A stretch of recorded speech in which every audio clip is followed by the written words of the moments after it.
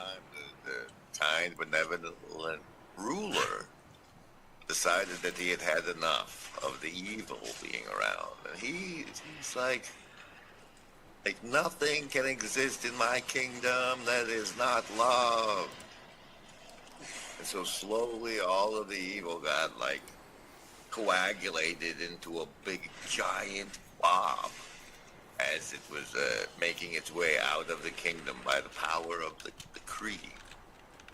But then some little jackass kid saw the big blob of evil and was like, I'll love you. And so all of that evil was going to go into the child. And everybody thought that would be a terrible idea, to have it all concentrated into one kid. So he decided that they'd all love it a little. Was because they listened intently to the sermon every week and had small quibbles. And they discussed their quibbles over lunch right after church. And so I listened to them hear the word of God from the man of God, and, you know, not just kind of let it wash over them like everything he said was true, but they tested the spirits. And sometimes they definitely fell into probably like gossiping or judging. I'm sure, like, of course they made mistakes and went too far. They have personality foibles that can get carried away. But like all that to say, that was where the kind of perhaps skepticism, healthy or not, was inculcated for me. But obviously you can see how that would be wrapped up in issues of authority, which I don't know, now that I'm thinking about it, does that get back to the kind of, is that why the unconditional trust is connected to the unconditional respect in some weird way? That kind of authority structure. When I was a young man, I kind of thought that like all truth was based on authority, because you had to, in order for trust to be, or in order for you to hear something and trust it, you had to trust the person that was giving it to you. And the best way to trust somebody is for them to be an authority over you, because you're entrusted to them. You know, on a little play on words, you're entrusted to them, so you trust them. But yeah, now I give a little bit more agency to the individual and a little bit more variety to the human population about how they, behave in those types of relationships. But I think the truth still, I think that there's still a nugget in there that might be helpful for your problem, Af, which is to say, I don't think you teach a healthy skepticism with something that's not on the same level of importance or truth or reality. You know, like you teach that healthy skepticism with like the most important things in life, which are, for my family in that context was, the word of God given by the man of God on Sunday. So, yeah. Good evening, everybody. So we're going to be out doing a camp out next weekend, so I will not be streaming. But once again, if anybody is doing like a last minute thing, let me know. Be happy to have you. And if anybody else across the United States or anywhere else in the world wants to do estuary potluck campouts, would highly recommend. They're a lot of fun. You should go do one. This time in cabins. On to the stream.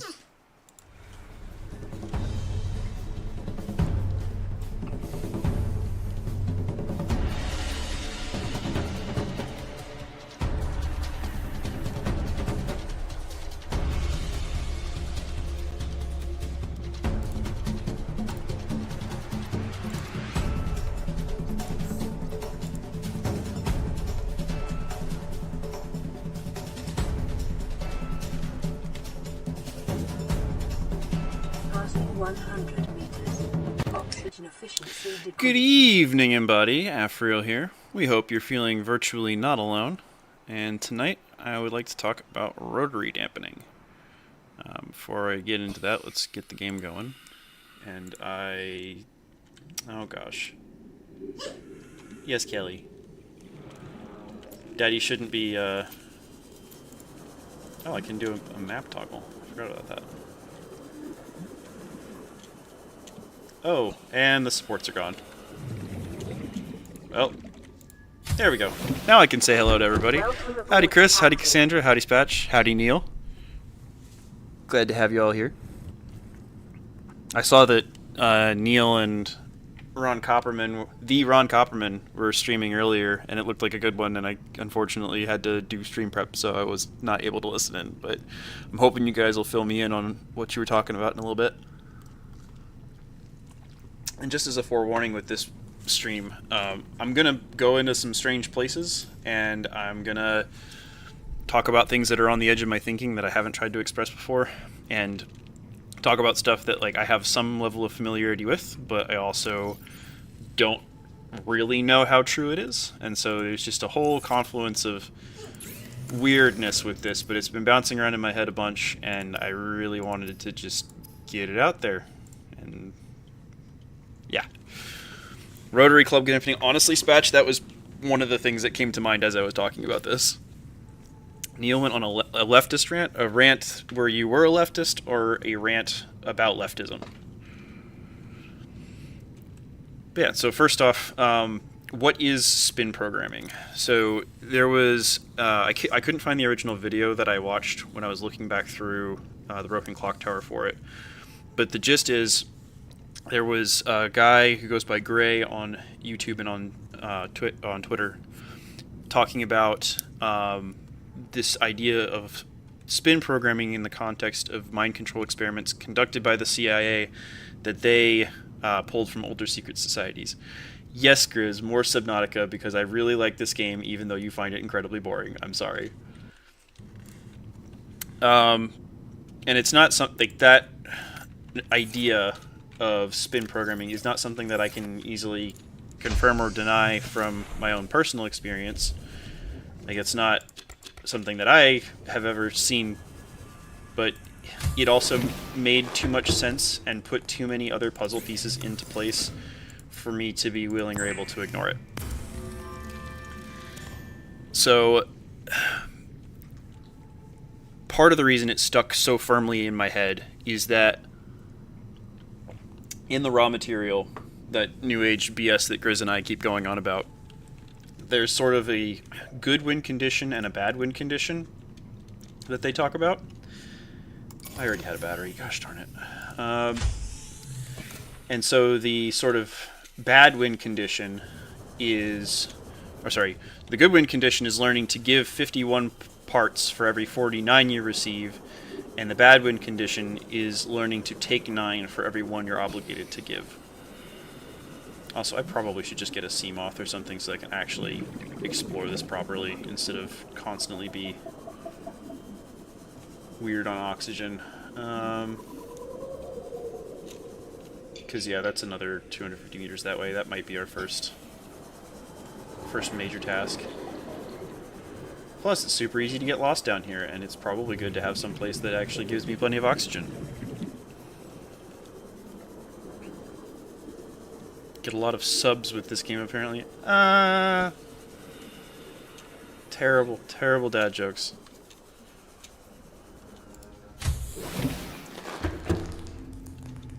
So, one of the things, and actually, okay, I'll go ahead and explain what spin programming is for Spatch. So it's called it that because it both involves the physical spinning of the person that you're trying to have control of, and then there's also you're supposed to be using that physical sensation to help get that person to learn how to metaphorically spin negative emotions from one central person to multiple other alters within a dissociative identity disorder system. And so, like I said, we're going like way off into the deep end with this one. But part of the reason I find that so compelling is just it gives a really succinct explanation for why pedophile networks use spiral symbols as mutual identifiers. And it also just explains... okay, I'll jump back again to I had to jump forward in my script and jump back again. So that you have that win condition disparity, and so when you're talking about how to actually achieve that win condition, there's different ways of going about it. So raw predation is an option where you can just if you are a owl and you eat lots and lots of mice, it's very easy to take 9 for every 1 you're obligated to give. You have to expend energy in order to catch the mice, but you are catching a whole bunch and eating them, and they're the ones who are having to collect all the energy that you're then taking in. But that really only works, that predation only really works if there's a significant power disparity. And then did I make... There we go. It only works if there's a significant power disparity. Like if you have a whole bunch of wolves trying to take down a bison, that can be a challenge even if they're fairly experienced at taking down bison. And so the question kind of came in my mind when I read that. It's like, okay, well, how do you actually get people to give more than they should without returning the favor or passing anything along? Because that's kind of the two ways that, like, if you are trading evenly with people and then passing a little bit along, that's how you get over that 51 to 49 threshold. Or if you are... oh, that's not what I wanted to do. Come back here. So then the question becomes, okay, if I am somebody who is trying to practice that dark art, what does that look like? And I need another power cell for that. Okay, go get that.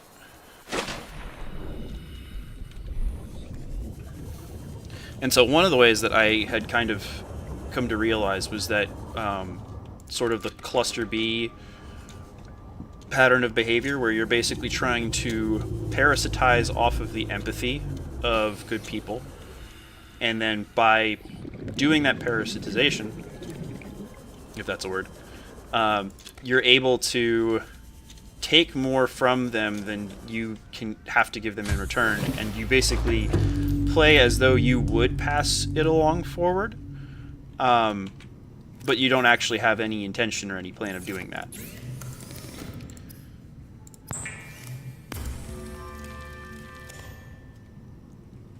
But there's limited effectiveness and reach of that approach, especially if good people learn to ward against those efforts. If they see enough of that in their life, of people abusing the goodwill of themselves or others, like, there's limits. There's limits to that kind of kindness. And so I was looking for a better explanation, because like what I tend to see in the world is sort of these hierarchies of abuse that seem to compose the power structures of the world. And spin programming seems to give some explanation of that, but also take it with a heavy dose of Glomar, the can neither confirm nor deny, because I honestly don't know how real it is. I haven't experienced it. I don't know anyone personally who's experienced it. I don't know what to really think about it, other than, hey, this is a pattern that I was informed of that makes too much sense for me to ignore. Yeah, like mooching. It's a good way of putting it. No, the owls are certainly not what they seem. The answer is always Jesus, Neil, but the devil's in the details. In the same way that playing chess, the goal is always to checkmate your opponent, but what does that actually mean? How do you do that?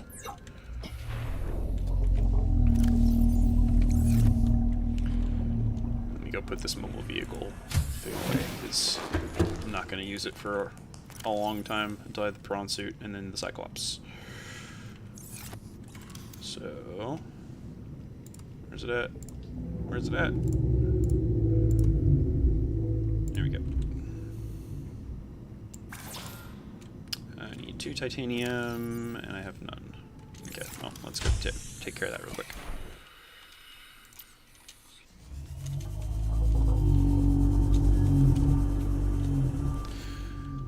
So, and then I explained already what the notion behind it is. And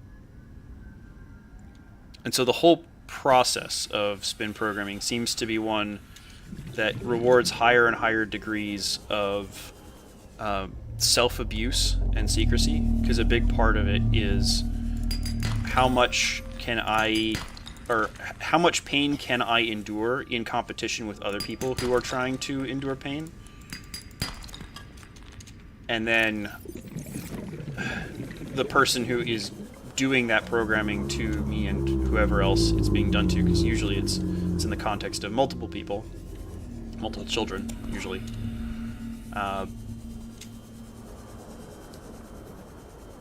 Then how are... Sorry, I completely lost my train of thought there. I'll just go on to the next point then. I can't help but seeing that sort of like self-abuse, that pattern playing out in a lot of the modern workforce. And I don't necessarily include that for like myself in my current job. How do you mate your opponent? Well, you see, Neil, when a black queen and a white king love each other very much. No, what I mean when I say how do you mate your opponent is that there's so much complexity in terms of how you actually accomplish a particular, like, okay, so let's say you have a position where you have a material advantage of, you have a king and a queen and your opponent only has a king. Do you know how to mate, how to get a checkmate in that situation? What about if they only what if you only have a bishop and a knight? Do you know how to do that one? Because that one's really tricky. And so there's, and then how do you go from the initial early game to how do you take the initial early game to create enough of a material advantage? How do you find a wedge, and then how do you drive it home? How do you not give up the advantage once you have it? Like, there's a lot more involved in it than just checkmate your opponent. Because, like, yeah, of course that's the goal of the game, but the question is how? How do you actually accomplish that? And so it's like, yeah, be like Jesus. It's like, okay, but how? What would Jesus do is not a trivial question. In some cases it is, but in a lot of cases it's not.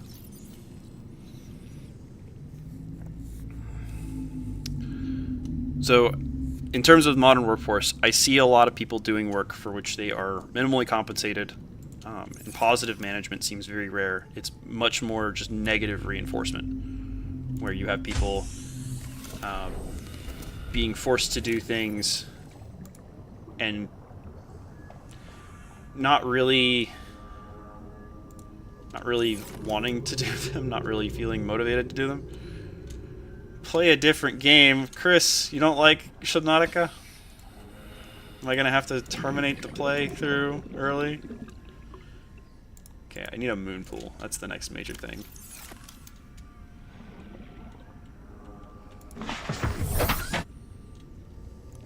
Okay. Seek fluid intake. And I need fluids. Okay. Detecting increased foreign bacteria levels in the water. Performing a self-scan Let me is go advised. grab another 2 seaweed. Actually, I probably don't even need to be in this for that.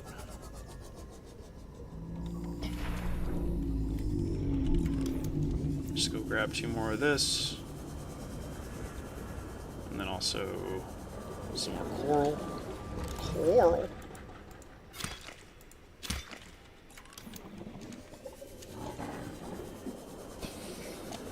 Oh, asked how to win, play a different game. How about a nice game of chess?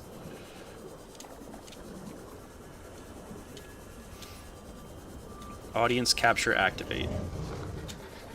I mean, I don't want to bore the crap out of you guys. Like, if you're going to be willing to give me your attention for however much time you're willing to give it to me, I'd prefer for it to be well spent. Yes, Kelly. Yes, I know. You need pets. I'm sorry, Grizz. Pause screen. Dog takes priority. There's a fungus among us. Amagus? Burn.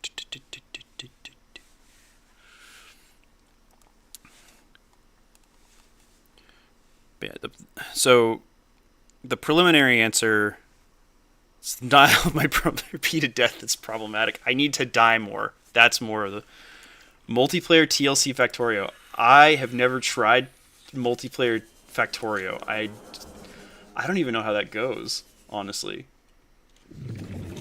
I would be down, though.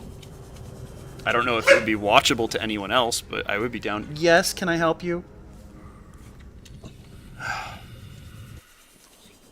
Maybe I should grab the seam off. Let's do that. Yes, Kelly. Grab a scanner room fragment.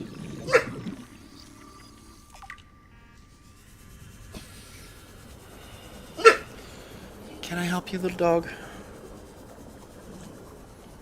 Do you need love and attention? Oh no, I'm almost drowning. I'm almost drowning. I'm down to 36 oxygen. Oh no, will he make it? Yeah, he made it. Yes, little dog.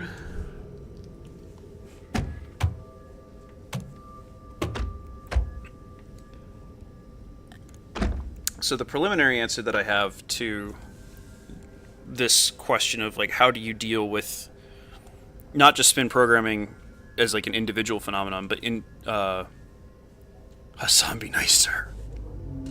I already took her potty. She's already been fed. She just wants some love and attention. Yeah, I don't see spin programming as just an individual phenomenon, although I think that's the more direct application of it. But it seems to be sort of the way that you have to arrange negative hierarchies in order for them to be effective in what they're trying to accomplish, which is that drawing up way more than what has to be given down. Yes. Seek fluid intake immediately. Okay. And so the preliminary answer that I have for that is this counterspell of rotary dampening.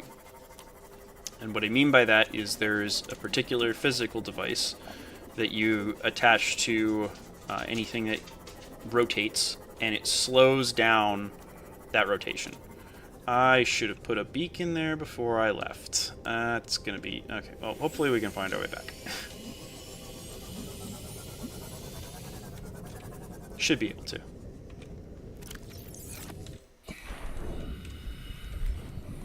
We'll grab 2 slices of coral tube, and that should give us plenty of water. Howdy, Ron. Guy with his dog in a cart today in Walmart. As long as the dog doesn't jump out, should be fine.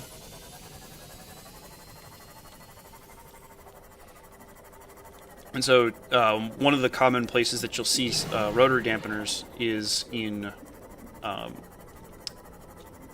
when you have like I'm trying to think of how to describe it. When you have a door that closes automatically, but it like slows down more towards the end of its throw before it finally does close all the way, that uses a rotary dampener. What you're doing is you're using the viscosity of something like oil in order to slow down a rotation. Yes, we are back in Waterworld, Ron. There is land. I have seen it. And now I've got to refine my habitat 'cause I didn't put a beacon down for it. And that's not where it was. It's over this way, maybe? Kelly, what do you want?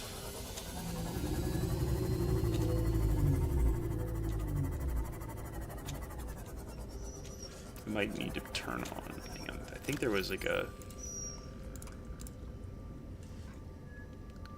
This guy. Yes.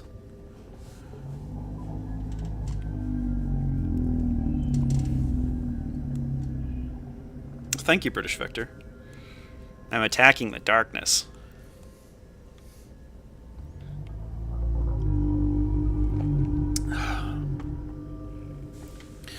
So that's what a rotary dampener is in the physical sense. Is it's a device that uses friction generated by fluid viscosity in order to dampen rotation. No, not the. There we go. I went way the wrong way. You know what? I'm just going to go back to the life pod, and then we're going to figure it out from there. Because otherwise, I'm actually going to die. Yes, Kelly. Are you rooting against me too?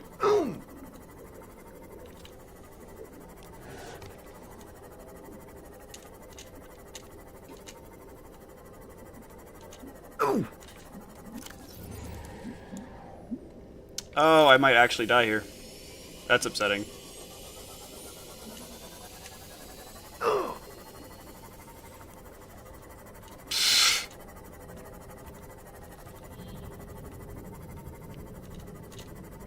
Well, if you do get your wish, Grizz, let's see. Can he make it? Yeah. Yep. Congratulations, Grizz. You and Kelly combined. By your powers combined. Ah. My subconscious is on your side. No, I think it's just my dog and her whiny tendencies are on your side.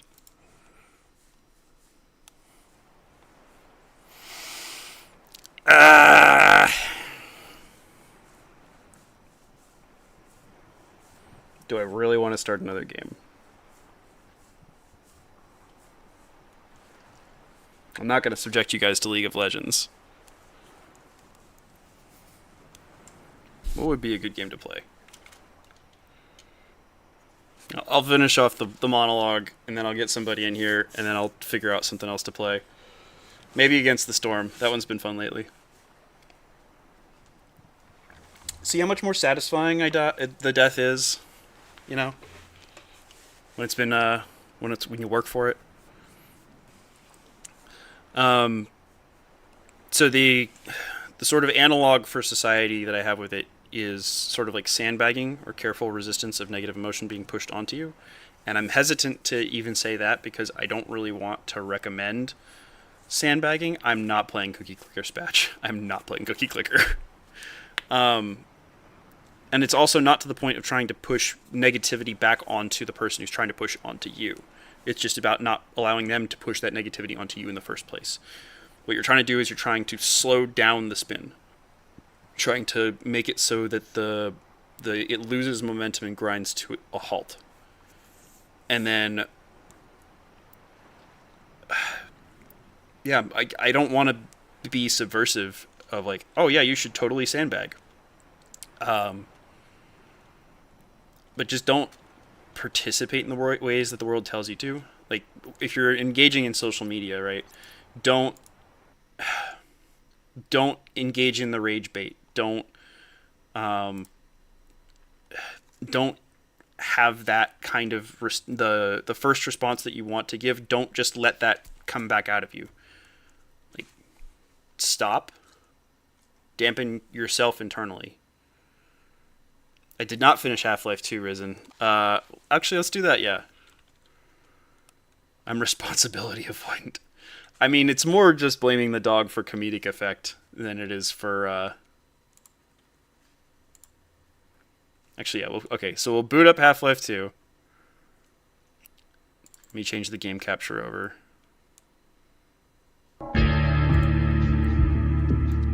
Properties. Capture Half-Life.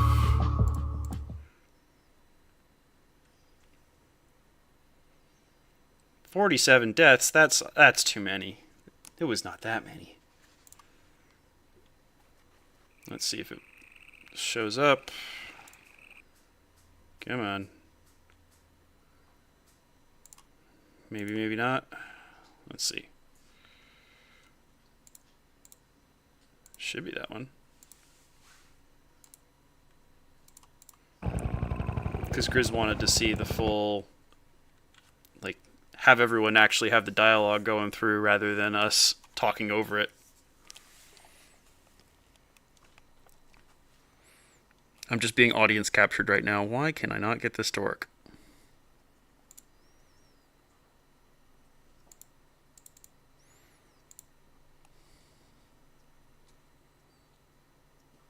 Is it this? Nope. Is it this? Nope.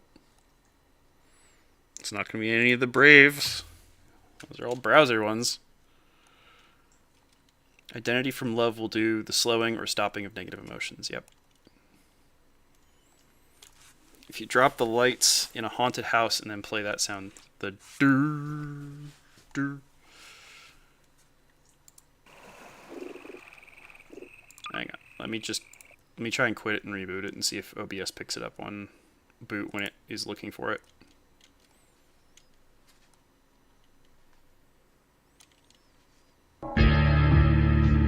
Like, is the audio coming through at least? Oh,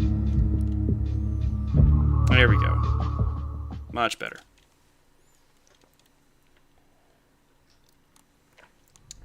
Okay. And we'll restart from the beginning, and then we'll see the actual opening cutscenes. And I will be quiet so we can actually enjoy them and see them properly.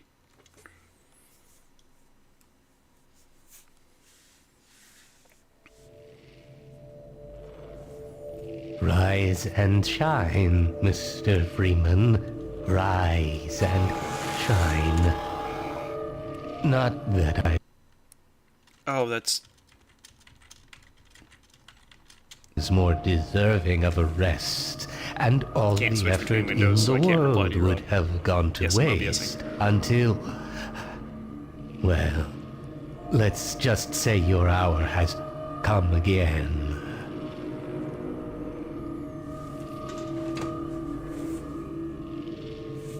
The right man in the wrong place can make all the difference in the world.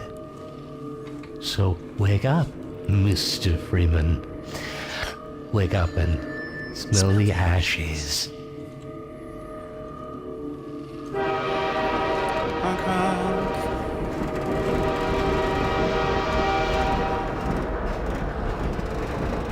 Alright, once I get to the actual, like, fighty, shooty parts, then I will open it up. But yeah. I didn't see you get on. I don't think I saw me get on either.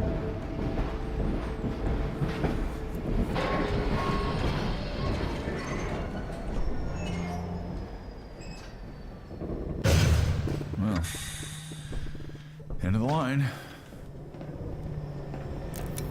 And then all the automatic bots taking photos of everybody.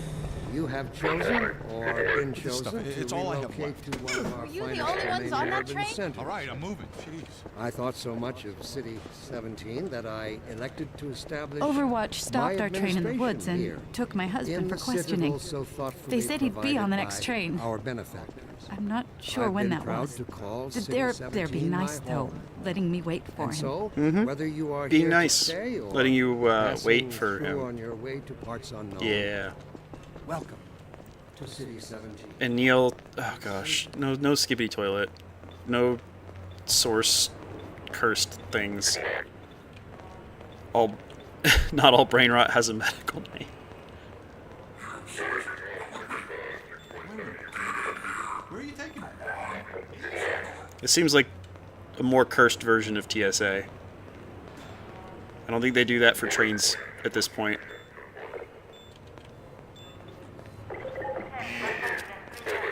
Welcome. Welcome to City 17. Why aren't you letting me through? Or been chosen to Okay. relocate to one of our I don't finest like where domain this is urban going, centers. but okay. I thought so much of City 17 that I This elected must to be a establish mistake. I got a my standard own relocation coupon just like everybody else. That doesn't seem like a good idea.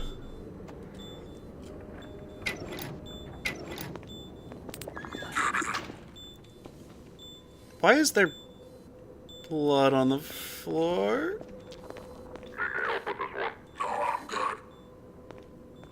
Also, that looks like a gynecologist's chair and blood on the floor. I really don't like where this is about to go.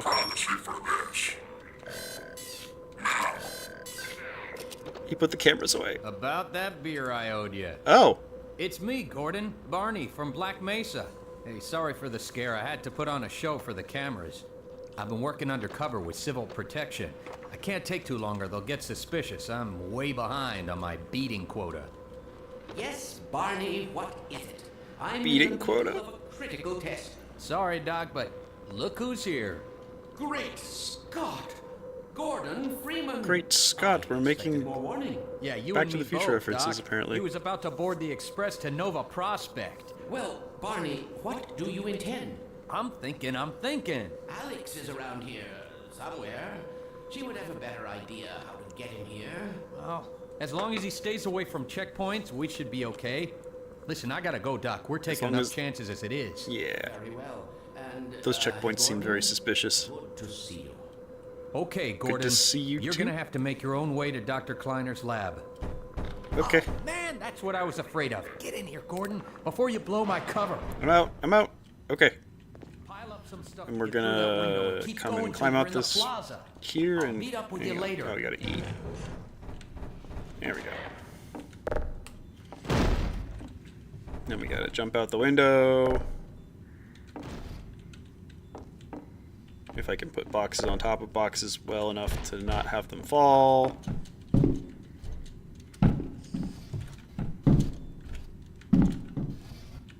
Is it not control? I changed it to C, that's right. And I broke it, but that's okay. It's sleepy time. Alright, well... Do you actually... if you're up for it, Ron, I'll hop into the gaming couch for a little bit, because I kind of want to hear what you and Neil were talking about.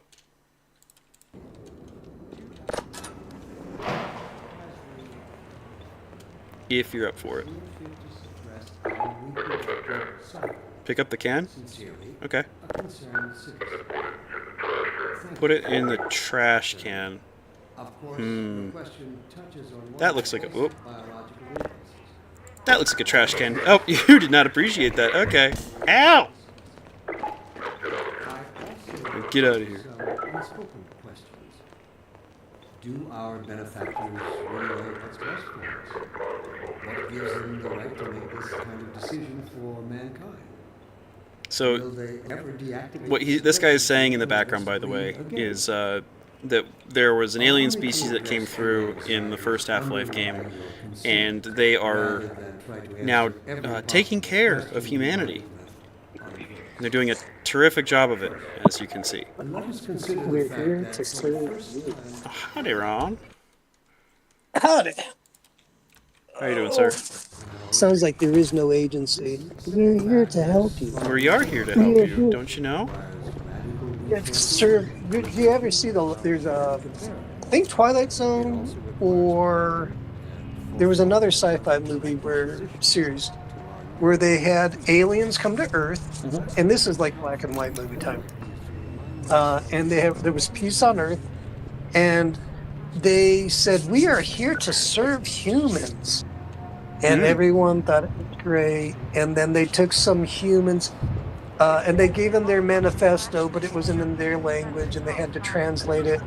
And one of the translators, the way to their planet, said, their manifesto isn't a manifesto, it's a cookbook. Oh, that's fun.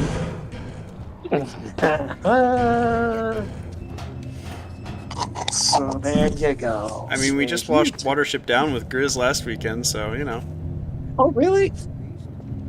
I haven't seen that since I was a kid. It's so good. Really? It's much more violent than you might expect for like a kid's cartoon, but it's really good. Yeah. It's like Lord of the Rings, Hobbit, the cartoon version of some really disturbing stuff. You know, when I was little. But we're gonna farm the rabbits, you know. Well, I didn't even know what it was about. It's been so long. Well, but that's is that what it? part of it. There's a lot going on with it. One of the parts is that they run into a bunch of rabbits that are in a rabbit farm. Oh, yeah. I googled it, and it was like something about. It was a commentary about leadership and you know, stuff like that. When I see stuff like that, if it's not right in my face, sometimes I won't pick it up too fast. But now that I kind of got a little bit of the the down low about it. I'm like, oh, okay, I see there's different viewpoints of leadership and stuff like that. But also, to be fair to myself, I haven't seen it. I'm not kidding you, in over decades and decades and decades. So I might more out of it this time. Well, and it's fun for me because like I definitely identify pretty strongly with Fiverr, and so, but I feel like I've been kind of forced into the role of Hazel in a lot of ways, at least in my time in the army, and so trying to kind of see that tension just within my own self, within my own experience. It's definitely You're gonna have interesting. to watch it now. And which character did you say you align with now? Fiverr, the sort of prognosticator rabbit. Oh shoot! Oh shoot! We went the wrong way. Ow! Ow! Over here! Ha, no, you don't. Enough about that. What was you and Neil? What were y'all talking about? Dr. Freeman, I presume. Still in the class. Sarah, you don't Well, want to get in their first way. Cece jumped on for a little bit. Yeah, talk about Cece. Dr. Kleiner said you'd be coming this Well, way. What's yeah, going on with her? Cece. I don't think it occurred to him. No, that you might not have she him back. stopped in to say hi. And I'm Alex were you gonna say Vance. something, Neil? My father worked with you back in Black Mesa. I'm sure he I'm doesn't gonna remember step on anyone else. No, I'm sorry, I'm going in and out of Wi-Fi, so you take the reins, Rob. words, aren't you? No, Cece and I talked, and it was really a fun chat. Your old You administrator. know, just catching up because I hadn't Okay, my talked to her dad in started on Dr. Breen. quite a long time. And Through here. then, you know, my obligatory question of how's God, and you know, pull the string on that one and just Funny, you showing you up know, on this day in people will particular. talk for quite a while. So we had a nice chat about God and how he will never We've been leave us helping people as he escape the city on promised. foot. There's always It's a dangerous route to my transformation father's lab. occurring. No canals. And usually it's Today, we're it's not what you finally on the verge of want, having a better way. but it's what you need. And it's not always bad, Here, but it's let me buy you a drink. sometimes surprising. You know, and it was, Oh, and by the way, and nice to also, finally meet you. oh, and another thing is, you've been taught. You've been, for her, I was like, you've been talking to him for quite a while. Lamar, So it's not as difficult as everything you all right, think Dr. for Kleiner? people Hello, Alex. Well, almost all to right. make it out to be. Lamar has gotten out of her crate Well, again. Because If I if didn't you know weren't better, I'd talking suspect about him Barney now, of trapping and... that means you weren't talking about him back then. It And really is you, isn't it? I found him wandering around outside. are here talking to me about God. That means you We two owe a great things. deal to Dr. Freeman, You heard him, even if and trouble you does said tend yes to to follow him. in his wake. So that was fun. I must You say, know, Gordon, you not come at a so much very getting into opportune detail, she time. was pointing out Alex has just what you've already installed the found. final piece for our Yes. resurrected teleport. I can't take any credit for the I'll have to breakthrough, Doctor. listen back to Your talents surpass at least hear that your bit. loveliness. Let's just see if Yeah, this thing it works, was, it was okay? fun. Well, is he here? I mean, I'm appreciative of Man, her for Gordon, making you some stirred up the fantastic hive. artwork and for making one of the brandings that I'm playing at the start of all my episodes. Can't keep him here long, Doc. Oh, really? Jeopardize everything we've worked I did Don't not. worry, he's Oh, I coming need with to me. check. Is it on That's the right, beginning of Barney. this one? This is a red letter day. Hey. We'll inaugurate She the clipped new out teleport with a double McMo transmission. talking about You mean it's working? For real this time? Because I still have nightmares about that cat. No, there's being nothing to be discerning nervous and like about. We've listening made how major he grew up strides with since his then. parents Major strides. talking on the way home from Since church he's not about taking the streets, you might as well get him out of his city. What? their You're criticisms right. I almost of forgot. Barney, the preacher I'll and give what you his the honor. sermon was, I've got to get back on my ship. and Okay. basically how do you have healthy criticism in that sort of a way? And his thesis was like you have to have people in your life who you're able to model off in a healthy way. And usually that's watching your parents got rid of that pest. Certainly not. Never fear, Gordon. respectfully She's criticizing deviant and completely harmless. the man of God, The worst quote she might unquote. do is attempt to couple with your Speaking head. about God, Fruitlessly. not thing doing away so from in a me. Here, bad my way, pet. not doing so in a disrespectful way, but doing so in a way that's No, not up there. No, no. Careful, being Omar. honestly Those are quite critiquing of like, fragile. hey, this I see It'll be things another differently week here. before I can coax her out. She keyed in on that and split it out into its own little thing, and then put a whole bunch of other layers on top of it, and it's a heard that fantastic play. branding in my opinion. So Okay, no, cool, because I caught it. Go ahead. I don't know how I. Into your suit now. I heard just for a second. I was running through streams or getting stuff set up, and I heard Nick Mo's voice, and I'm like, oh my gosh, that was cool. So that's the friend. Love parts do. I've made a few modifications, but I'll just acquaint you with the essentials. Luckily, my guardian angel has McMo's voice, so probably what's going on. The gruff North Carolinian angel. Has been redesigned for comfort and Yep. utility. Hey, I didn't pick him. Doc, we don't have time for this. Meanwhile, let's get this show on the road. Have any of you guys talked with him recently? Talk about what's recent? No, to McMo. Yeah. I have not recently, no. He's doing Okay, fine. cool. He's still he's laying low post Midwestuary. He's planning his comeback from deep within the North Carolina foothills. Oh, okay. All right. It's been so long that Gathering all his armies before him. Why don't you position yourself near the panel over there and wait for my Yeah, it's been so long that Mark Parker hasn't been doing his Waiting on McMo titles for streams on the weekends anymore. I'm telling you. Yeah, it's it's okay, as long as I'm working the problem back. She's okay. Are you ready for us, Dad? Tell I say hi. He's an early riser, so he's never on the late night stuff. Oh, really? Yeah. I didn't notice him early rising. Alright. Early to bed, early to rise makes one on top Makes of a McMo healthy with Yeah, good. I hope he's doing well. What now? I would like that. Doctor, the plug. Dear me. So then Cece jumped off, and then Neil came on, and he was giving me an education. Actually, a pretty good one about. And we talked quite a bit.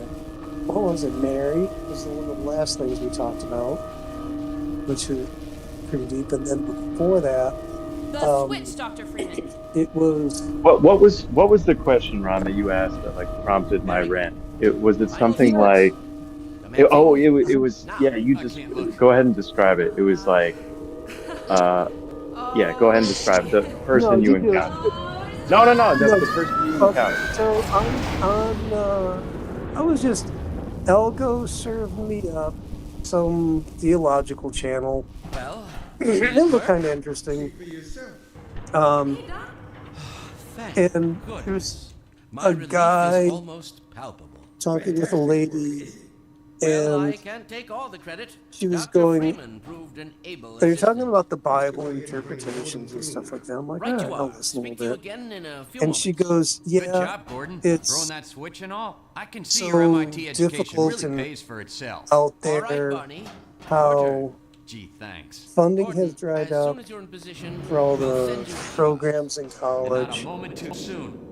And I'm like, wait a second, she's talking about stuff that I might not like. initializing in And 3, she was 2, going, 1.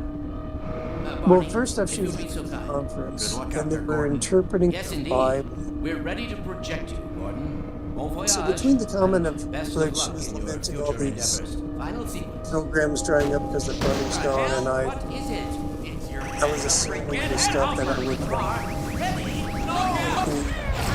be in favor of. And she goes, what caught my ear was that she goes, I was waiting for this interpretation, this fellow to talk about this interpretation of part of the Old Testament where it was when Joshua had to wipe out, I will mispronounce this, the Amalekites, I think. I'm not sure how to say it. Where they, Joshua I was think that's right. told, Yeah. okay. She goes, we need to we need to continue these interpretations so that we can get the proper interpretations so that the kind of evangelical Christians who say they have been in a rough spot for so long and they haven't. We need to get the interpretation right so they don't use it to improperly label other people groups and slaughter them. And that's when I did a hard stop and was really listening. Mm-hmm. And she was a very hard left leaning person using the Bible, in my opinion, improperly was going to be. And then I talked with Neil, jumped on when we were talking, and I'm like, I ran this by him, and I go, well, Neil, what do you think? He goes, I love it. I think she should study the Bible. And I'm like, what? Like, I wasn't offended, but I did not expect the answer from Neil. Neil, what answer did you get cleared up? Because it was pretty much you like they should be studying the Bible. Left has lost the Bible. Yeah. They, I went go on a for it. rant. I'm going to It rant was again. good. Going to make me rant again. Well, Yes, I said do it. the last 100 years, the left has sacrificed the Bible for their own secular morality. They basically said, well, we don't need the vertical anymore. We can do the horizontal ourselves. We can do it better. We have the technology. We know better now. We're grown-ups now. We do it all by ourselves. Mm-hmm. And, so basically she wants to use, it sounds to me like she wants to use the Bible like a tool. She wants to wield it like the ring of power. It is a gift. We need to use this tool for good. And it's still committing the first sin, which is pride. Yeah. The presumption. Yeah, exactly. It's just the presumption that we can do all this without God. We can do it on our own. Mm-hmm. Yeah, presumption. Ah, arrogance and stupidity, all in the same package. How efficient of you. That was pretty funny. Sorry. So do you think that that's like a uniquely leftist problem, or is there any critique to be leveled? I Because do. that's always going to be the next thing that somebody says. Yeah. It's like, oh, you just hate people who disagree with you. What we can do is we can take the highest, greatest Christian sin, I guess you can call it the lowest Christian sin, and then what we can do is we can create a parade that celebrates it, and then we could turn the sin against itself and thus immanentize the eschaton. So yes, I do think it was a unique left thing. Okay. Yeah. Not that I disagree with you, just that that's something that you have to be prepared to respond to. Can you say that again? Because I like that. It was opponent processing, maybe, but it's... Well, it's somewhat like, okay, the idea of Jesus is that the stone that was rejected has become the cornerstone. And I almost see that in Blue Church liturgy, where, the leftist liturgy would say, okay, this sin called pride you're so worried about, we are going to take this sin and we're going to make it our cornerstone of our new liturgy. And so Oh. it's quite poetic when you really think about it. But that's a satanic inversion of the scripture. It's not the actual intent behind the words there. Oh, absolutely. Yeah. You know, I mean, there's no escaping the reality of human pride. There's just no escaping it. Well, I don't think it's restricted to humans either. I think that that's a sin that transcends, like, if at some point animals have more near human intelligence, I think that they're going to have to deal with a lot of the same patterns of being that we have had to deal with. And I think that if we ever properly encounter things that are above us, that we will find that that is also something that they either are actively contending with or have had to contend with previously. I would say they have. Mm-hmm. And there was a war in heaven. Yep. Okay. I think that one's been settled. But I think they're letting us sort it out on our own. But each side, good and evil, has a corner coach that we can hear. So you can either go hollow or not. You can go hollow, you can not go hollow, or you can use forcing others to go hollow as the fuel that propels you forward. Well, fuel for the fire that burns and it burns and it burns my. That's it. Oh Lord. Yeah, I didn't use the word. I was using a word I didn't know completely, and that's. I was. Yeah, I know not. I felt it when I said it. Like, so what I will say, yeah, hollow is a different word. Is there's other stuff above us. I think the rules are the free will is free will, and that'll never change. But attention and vying for our attention. That one, I think, is going to be. That's where the battle's being fought. Or part of it. So. Well, the battle is done, so I guess I'll be leaving. What's on his thoughts? Sorry, I'm going to shut up now. Continue. No, Neil's just dealing with his intrusive thoughts. Don't mind him. Actually, no, I think it's Saturday night. Let them out. Let them stretch their leg. Come on out, guys. Saturday Water's night fine. special. That's it. So I had an idea for something today. Go ahead. What? Well, what? What's your idea? I can't talk about it. I just got to do it.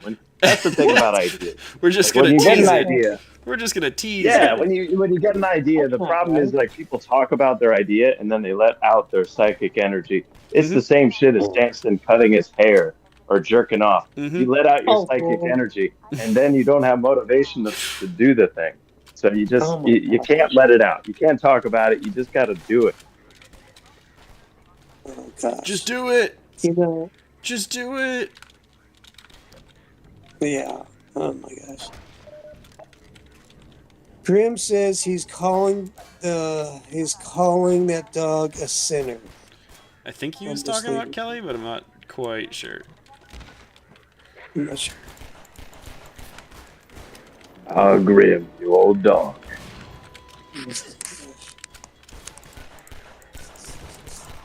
Sinner would be a good dog name.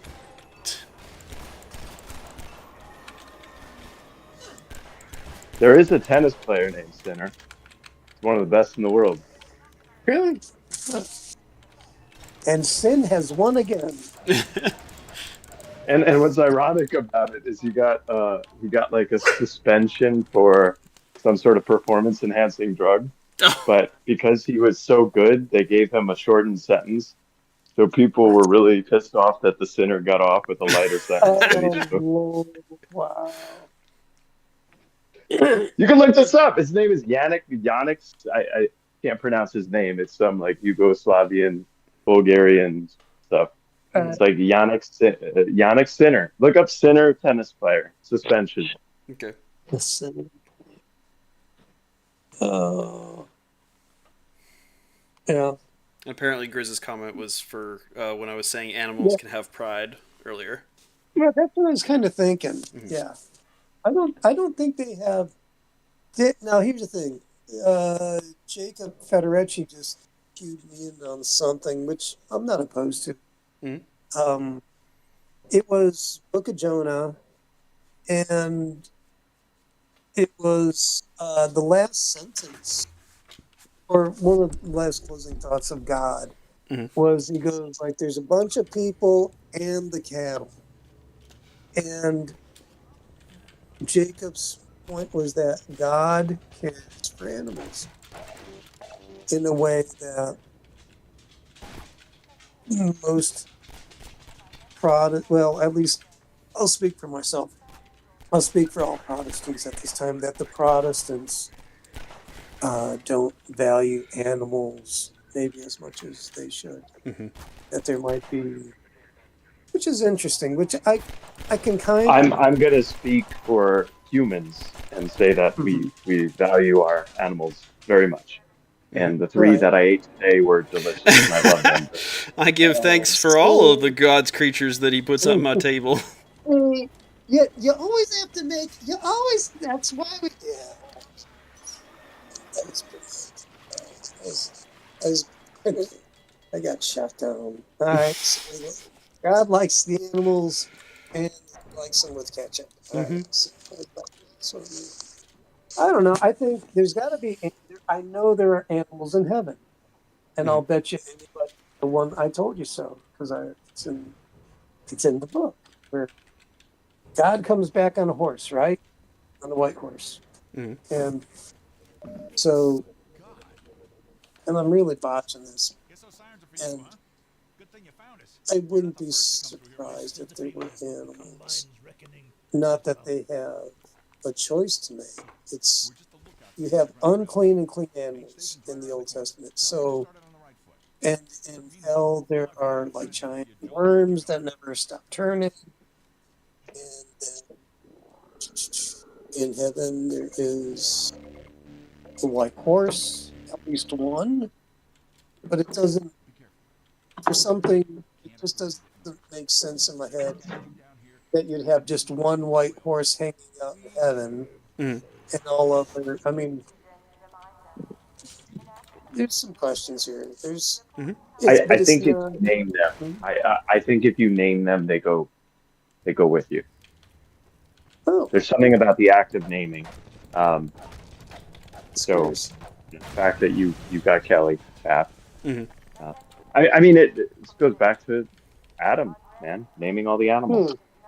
There's something about Right. the act of naming that gives it. And Jesus himself says, "What you bind on earth, you bind in heaven." Mhm. So, and that's what a name does. A name binds and says, like, you are mine, and also this is your Huh. meaning to me. Like you are Kelly, you are mine, and this is your meaning. And yeah, so Well, I okay. really So think, let me yeah, just it's your to parents are go binding you with it. in that way. Your parents are naming you. Hmm. Like the what was it the when Jesus rode into Jerusalem, the foal of a donkey, a colt or something, or Mhm. it was a young donkey. Like, you are in the Bible, and you having God ride your back, and then you don't make the home. Then you don't make. You get invited to the party, but you can't stay. Like that's jive. Something. It's something just doesn't add up for me. That is above my pay grade, but it's not a salvation issue. But I got to think.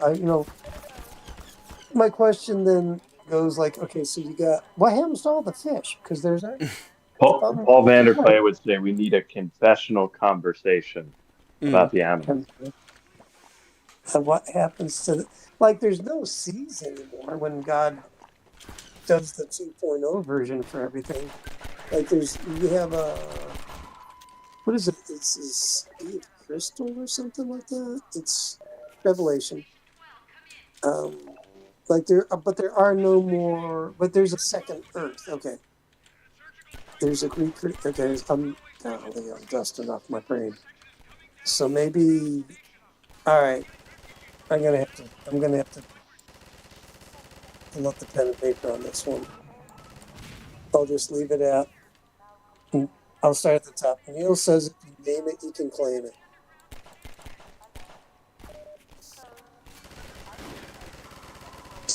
Yeah, God, in fact, like changes Abram's name to Abraham, and in so doing, he's kind of claiming Abraham as his own. That's interesting. That's true.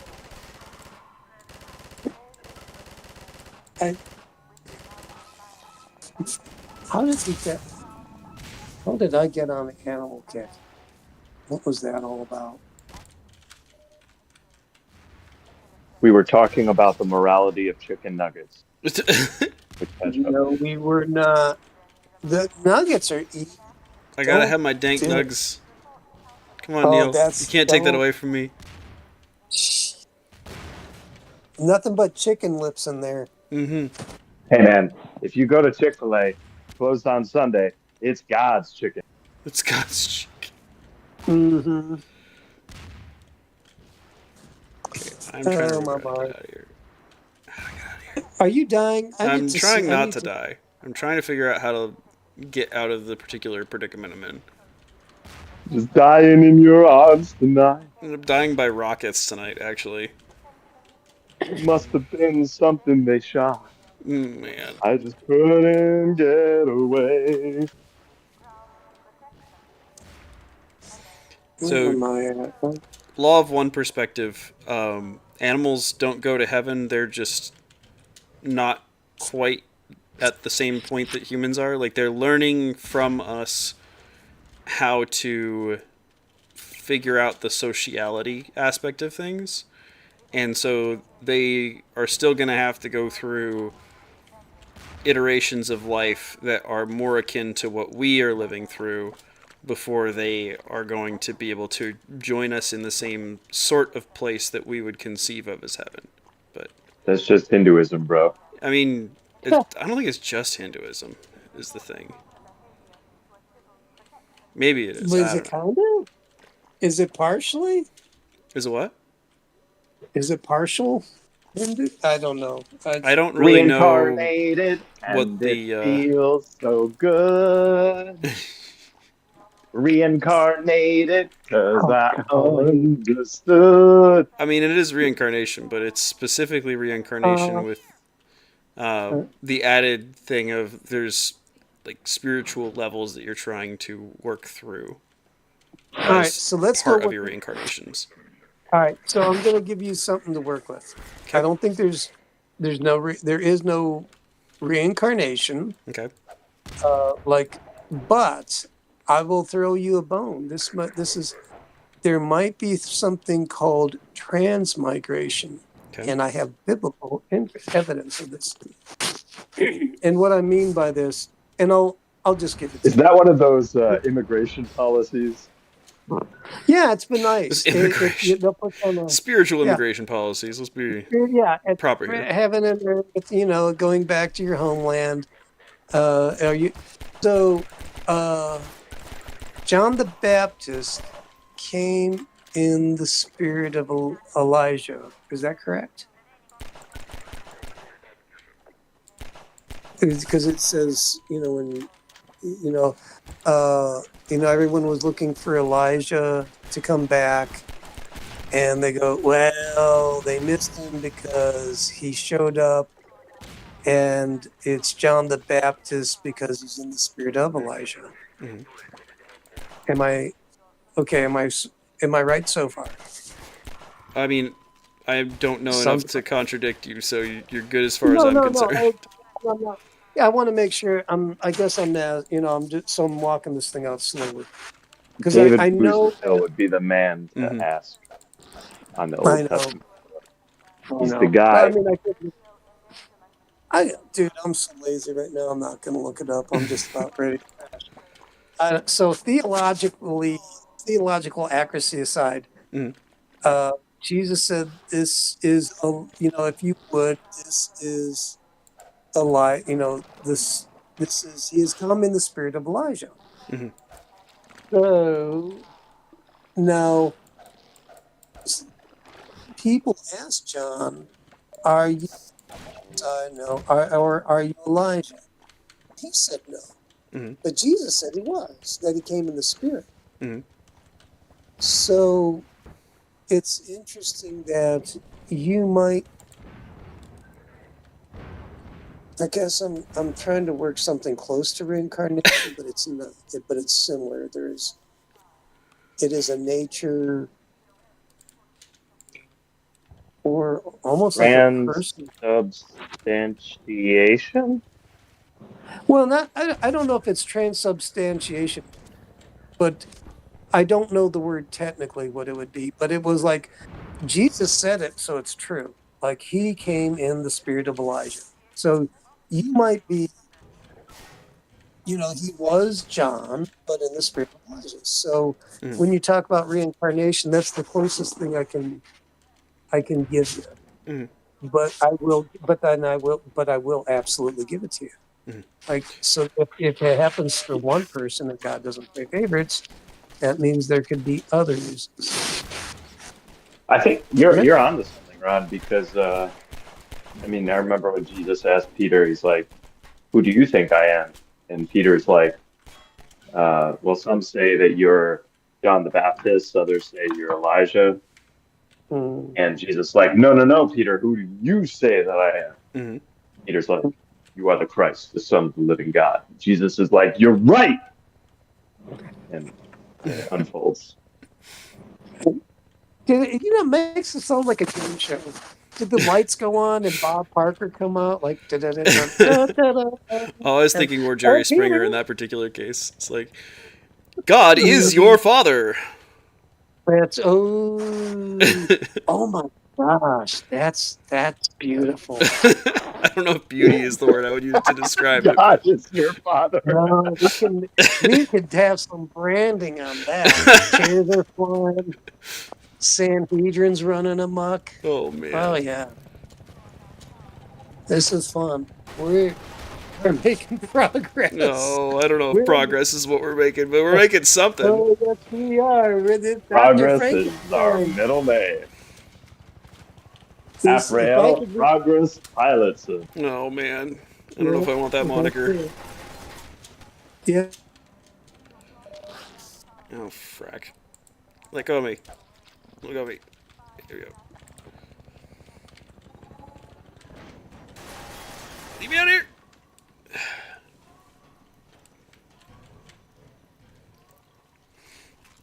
But yeah,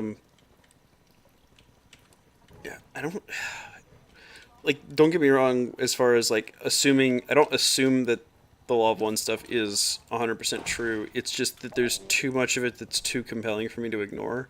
Is kind of the way that I think of it. Um, so it's not that I think like, oh, this is guaranteed the way things are, but it's also very much a lacking other information. This seems like the most realistic description of the way that things probably are that I have come across. So, and I don't really know what else to do with that other than say, yep, this is the best I've been able to figure, and we're just going to roll with that. The best is yet to come. Mm-hmm. The best is yet to come, and girl, won't it be fine? Yes, Kelly. Also, Mr. Lambrecht, I'm assuming that Mr. Frog is a Half-Life 2 speedrunner.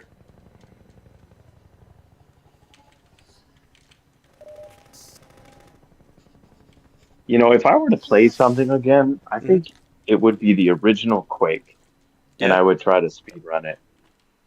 Is there a campaign In for it? honor of my late brother. Yeah, yeah. The original Quake was primarily single player first, and then it was I think it was like the first shooter to really be played over the internet. Yeah. Quake 1. I mean, that was kind of the way that I I, knew about. Ow, that was. I'm gonna reload that. it came out in '96, I think.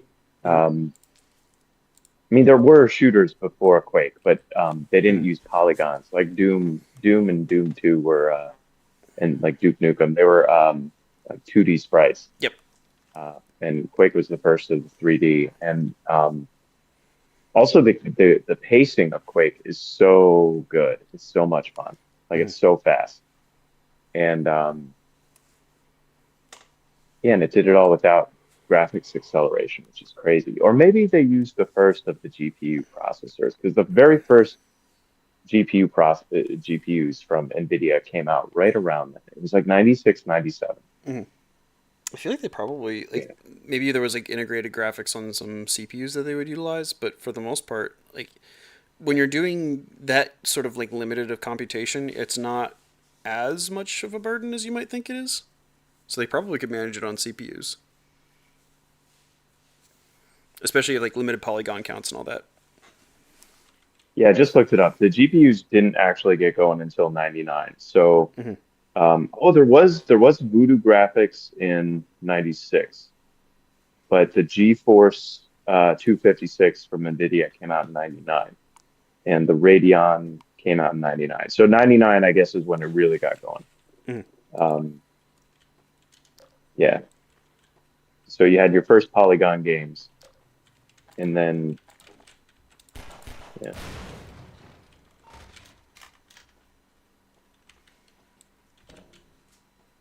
But yeah, the original Quake is loads of fun, tons of fun. I have to give that a try at some point. Although I think Deus Ex is probably on my list first, because I've never From a actually story played that standpoint, before. Yeah. Yeah, I mean the story is incredible. But the night, sheer Ron. like fun and gameplay. Quake. Good night, Ron. Peace.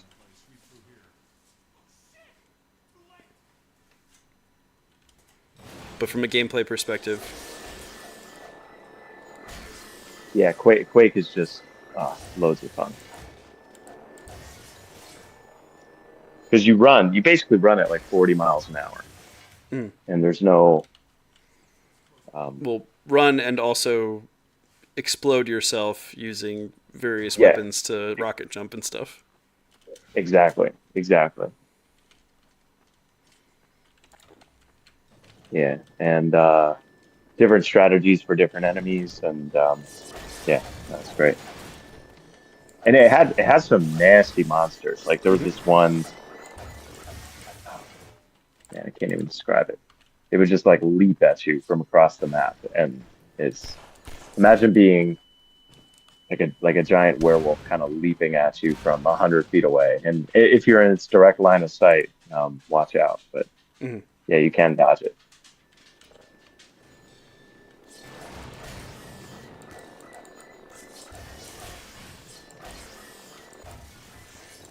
Yeah, I didn't really grow up on first-person shooters too much.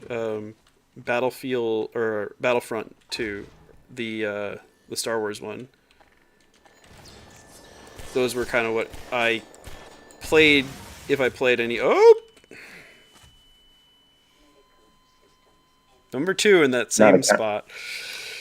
Did you play Counter-Strike? I know a lot of people play Counter-Strike, but I never did. No, I didn't. My youngest brother played a bunch of Counter-Strike, but I did. We played a lot of Heroes of Might and Magic 3 when I was younger, and then we played a bunch of real-time strategy games. That was the other main thing we did, and then that kind of led me into playing a lot of League of Legends, which is a fantastic game, and I just wish that people weren't quite so toxic in it.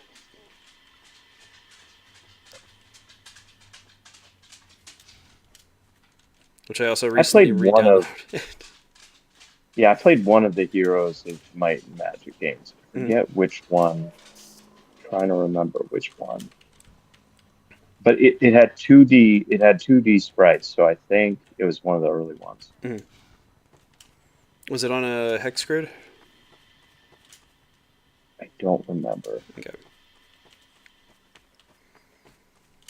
Because 3, I didn't really play any of the other ones, but Heroes of Might and Magic 3 holds a very special place in my heart because that was the game that we grew up playing. So Yeah, for me, let's see. First games were Doom and Descent. Those were games my brother introduced to me. Descent, you played a spacecraft and you were moving through basically underground tunnels, Mhm. and you know, it was 3D polygons. I think it probably predates Quake in terms of like actually 3D polygons, but Quake was the first person shooter with that. Mm. And yeah, the original Quake, Quake 2, Quake 3 Arena, really enjoyed playing that online. Played that a lot online. But where I was really became a gamer was StarCraft because StarCraft primarily played online, and that was 98. I was 13, either 98 or 99. Yeah, I played a lot of StarCraft using Net Zero, free internet. Mhm. And I was before the dot-com crash, while internet was still free, clocking up my parents' phone line. Mhm. And in 2000 brought Diablo 2, and then it was Diablo 2 Mhm. several years. And I played some first-person games too, but mostly it was the online stuff. And then college brought World of Warcraft, and with that, yeah, that was. I went through spurts of World of Warcraft addiction, Mhm. usually lasting 2 to 3 months, and Mhm. then I would kind of burn out and then move on. Yep. I mean, that's one of the harder things to try and communicate to somebody who has not played PvP games online is like there is nothing else quite like it. Like you even like once I learned how to appreciate PvP games, like even playing chess is a lot of fun in that same sort of a way. Yeah. But like if you haven't had that experience, I don't know how you could like actually communicate that with somebody who hadn't played online games seriously and hadn't like gotten into it enough to really appreciate it.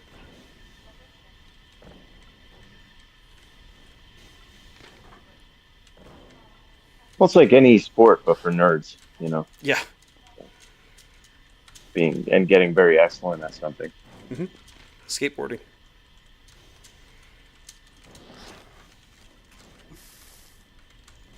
Oh my Well, goodness. I think I'm also going to call it a Retire. night. Although I'm going to work on, I'm not actually going to go sleep. But I finished my Christmas decorations to the Mm-hmm. best of my ability. But I'm going to work on this idea I had. I don't know Okay. if I can pull it off, but I'm going to try it. I don't know how long it's going to take either. So, Well, you've all right, Mr. shown Ass. plenty of determination in other aspects, so Yeah. good luck, Relentless. sir. Relentless. All right, thank you. Mm-hmm. Yeah. Have a good night. You too. Bye.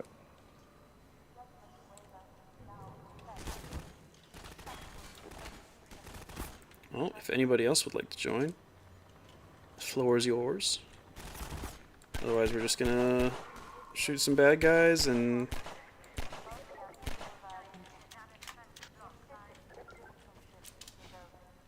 hopefully have some fun doing it.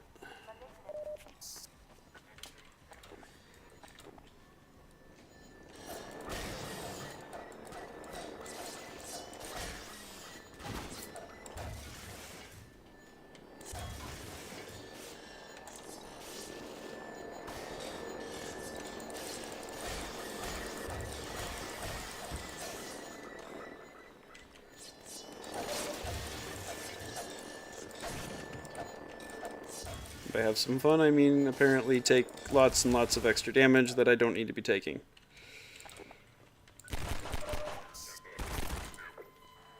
And dying because of it. Just mosey on up here, why don't you?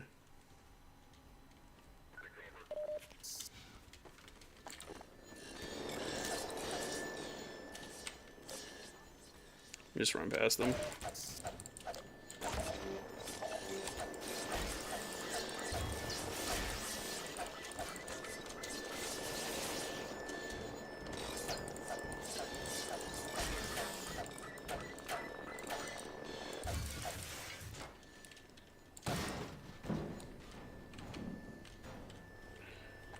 dear. Oh dear, oh dear, oh dear, oh dear.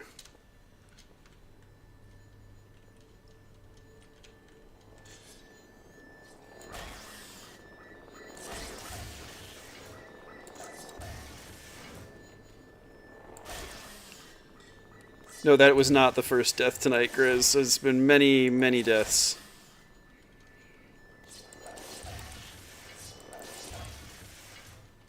They were supposed to be all for your entertainment, but not even here to enjoy the spoils of your badgering.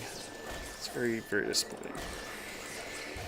I don't like using gun ammo on these guys when I can just take care of them with a crowbar, but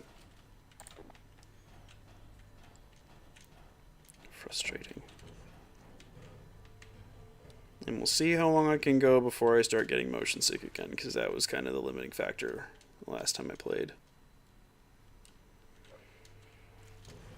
Trying to remember how we did this.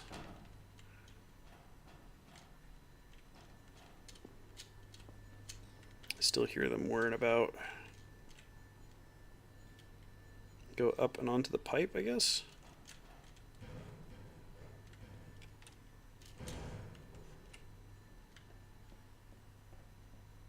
And that takes you over here.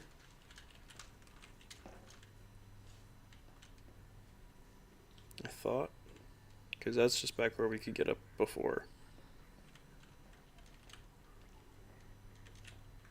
Something's blocking me there, though.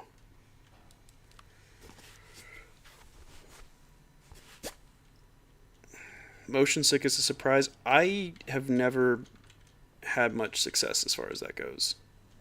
I've just always been fairly susceptible. Like reading in the car growing up, could never really do it. Yeah. Maybe I shoot the barrels off first, and then we're good. I think that's it. Yeah, that's what it is. This is about to be chaos.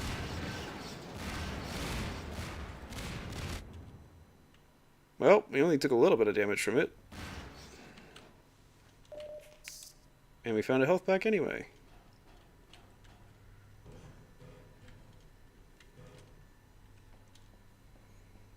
Also, I wonder if there's ever actually been, like, explosive barrels at any point in history. Or if that's just purely an invention of video games.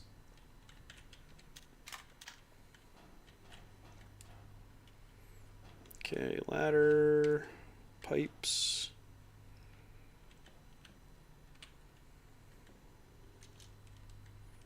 There's a little wheel down there.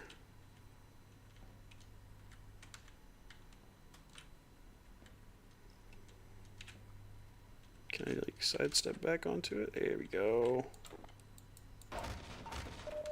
Nope. Well, got close. We gotta go back up a bit and then come back down again. Burp, burp, burp, burp. Burp, burp. Well, I needed that health back anyway, right? Okay. Okay.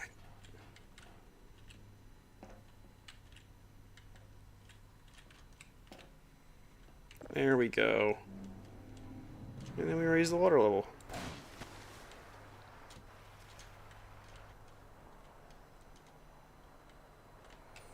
I don't think it was anything down here. I think we had to like go back to the other room first.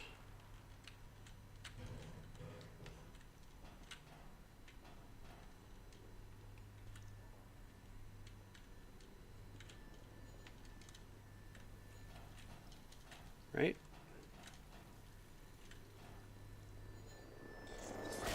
Well, there's more of these buggers in here, so I'm going to say probably.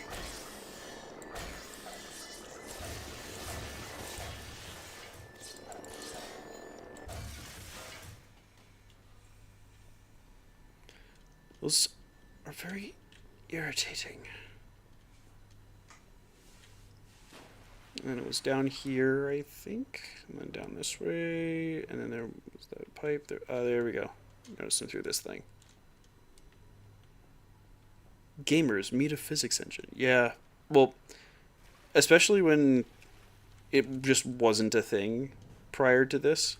It was very much like Neil was talking about before with Doom and Quake. It was very much 2D sprites and things moving around, and then like just interacting with things in a very non-physics sort of way. Actually, let me pull Discord up on my other side so that way I can actually see if anybody pops in, because for some reason my Discord overlay is not showing on this screen, and it's very annoying. So, and I can probably trim it down so I can still see most of OBS. Much better. And also, it turns out that physics calculations can get very expensive computationally very quickly. And so it was a question of, well, can you actually do them in a way that is going to be interesting or viable in a real-time game simulation? Or are you better off just... can I just knock you out of there? No? Okay, well, let me try and blur the rest of these out. See if that works. Oh, no, I'm drowning. Stop drowning!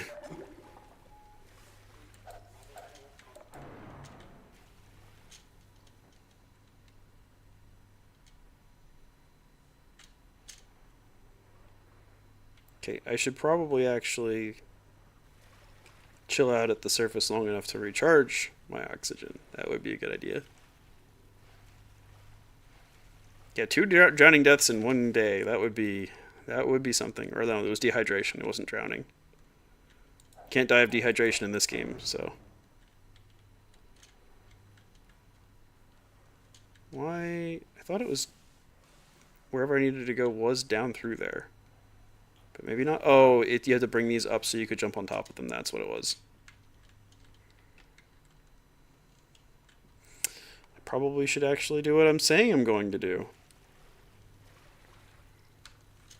There we go. And then it just throws me off.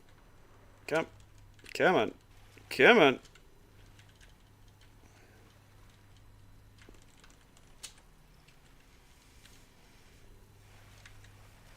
Oh, it's like moving the whole thing. That's weird. And I hit the... Why is this so much harder than it needs to be? Maybe if I bring both of them up? All of them up? Can I just... There we go. Just aggressively shove my face into it.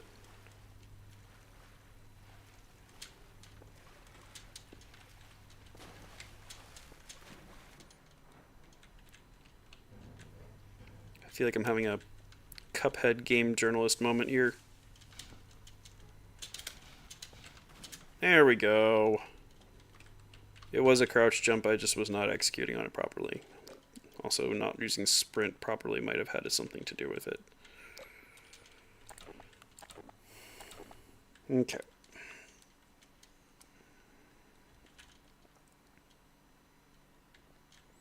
Bunny hop, boop, boop. Boop, boop, bunny hop, boop, boop, boop, boop, bunny hop, boop, boop, boop, boop. Oh, my goodness. The one where he struggles to use a ladder. Okay.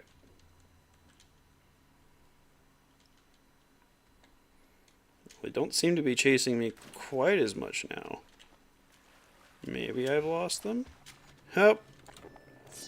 That was a good joke. Pistol round.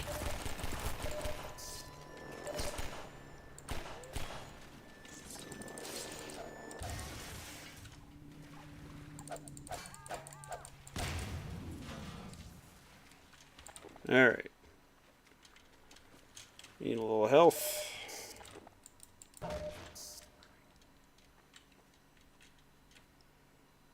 Don't you just love that games let you just throw a bandage on and you're good to go?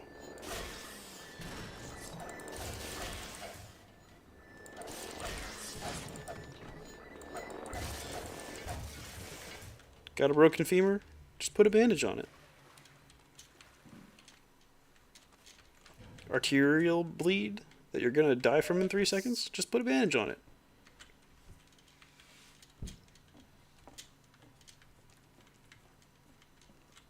Or a quote-unquote med kit, which... that looks like crystal meth in a can.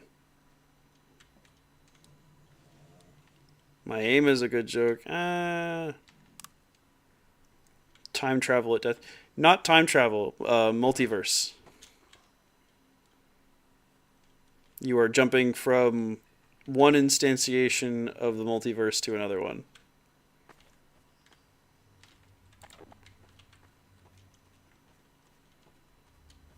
It's my 999 headcanon, and I'm sticking to it. Oh, that's not good. That's not good. Radiation levels detected. Why is there radiation in the public waterways?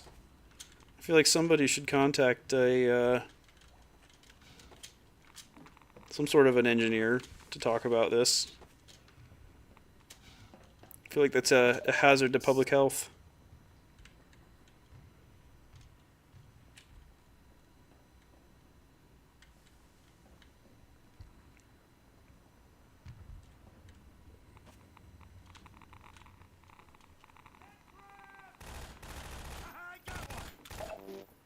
I don't know why you're freaking out about head crabs, dude. You're Freeman, aren't you? Yes, I am Freeman. You were coming. You got here at a bad time.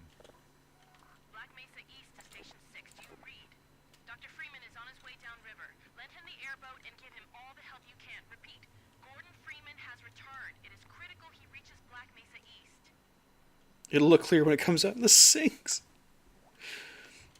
Yeah, as long as they can't tell the difference, like why should we care what the people have to drink? Fluoride, arsenic, you know, put whatever in the water, it doesn't matter. Oh, okay. They're sending head crabs that are burrowing into the soil.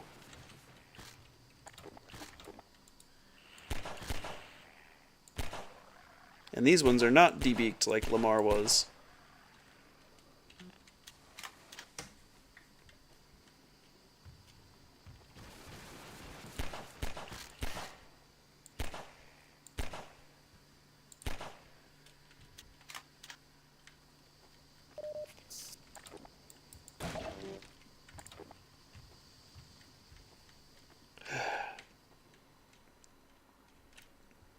Where's that pipe going to? Why even put in that? Oh, that's weird. Oh, that's weird. We're just gonna move on. Oh, and it's copulating with its head. Okay. Let one ride for the content. I'm gonna decline to have a head crab hat.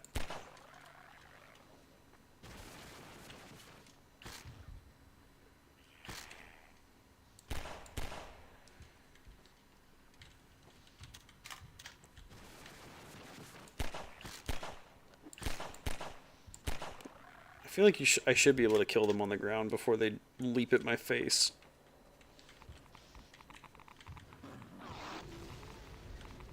Oh, look! And this is what happens.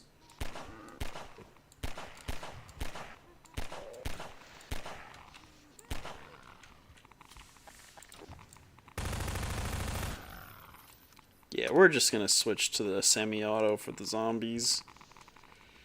Feels like that's gonna be a better way to handle it.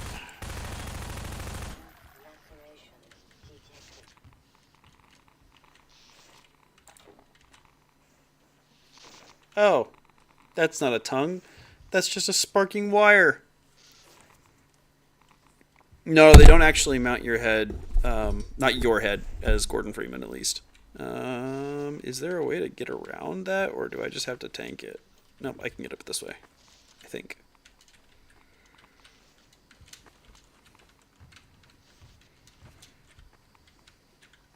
Maybe? Maybe not. Is there something I can use to step on? Like a barrel?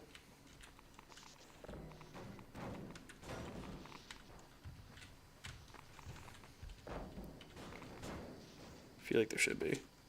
Maybe? Maybe? Nope. Come fall this way. Well, that's not really working very well, is it? There we go. I do not believe that is a recharge my suit wire. And I don't really feel like doing the testing to find out for sure.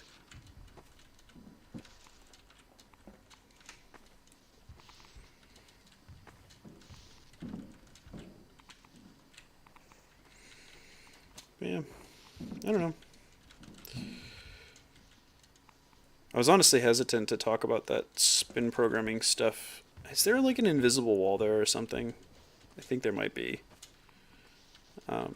Just because it is so like at the edge of both my thinking and what I see as possibly being true.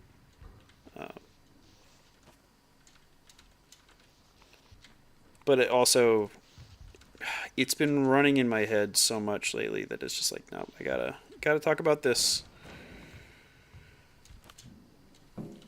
Because even if it turns out that all the stuff that Gray talks about, and the gamma programming, the omega programming, and all that other stuff that ties in with it, turns out to not actually be true, it's still, the thing that bugs me is that the pattern is there. I'm just going to run through it, whatever. The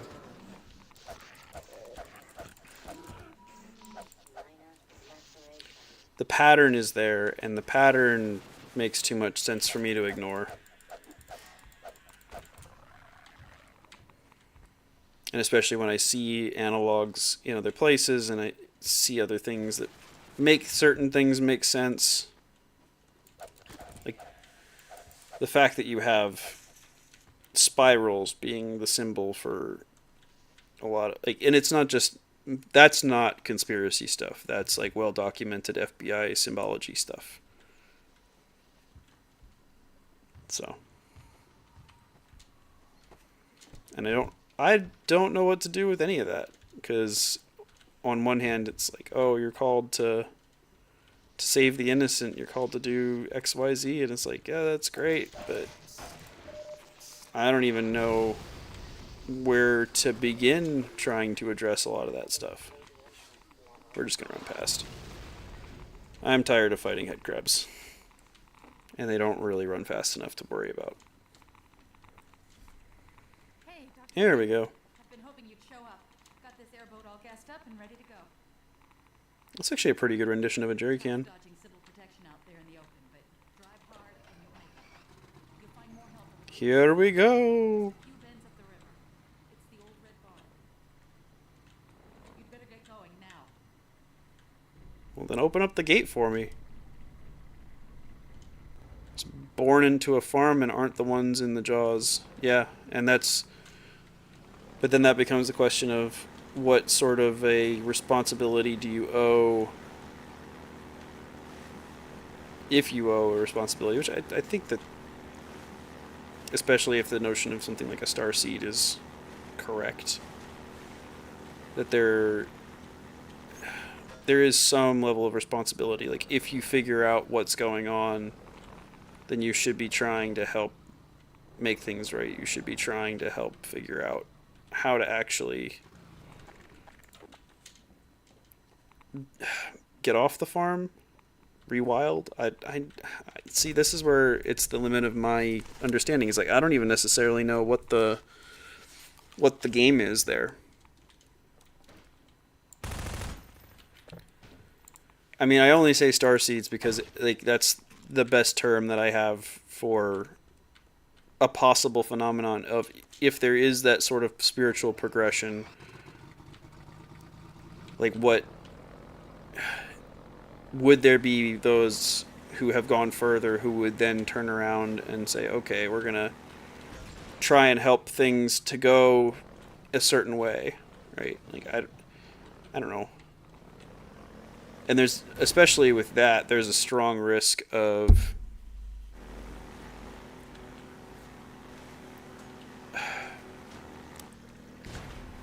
people using something like that as sort of occult programming, or not occult programming, but like make like those claims of like, oh, you're special, and like we can help you to figure out whatever it is that you need to do to realize your potential. Like, that's cult shit. I'm well aware that that's cult shit. And so anyone trying to make claims about like, oh, you are a starseed, or there are starseeds in the world, it's like, I'm gonna look a little scant at that. But I'm also not gonna ignore it. What about the situation people who aren't Gordon are in the same game?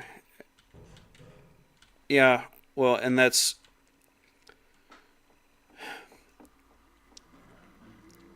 like, what do you do, right? If you are... if you're somebody who's just some guy, and like to a certain extent, even Gordon is supposed to just be some guy, right? What are you supposed to do if you find yourself in physics engine, right?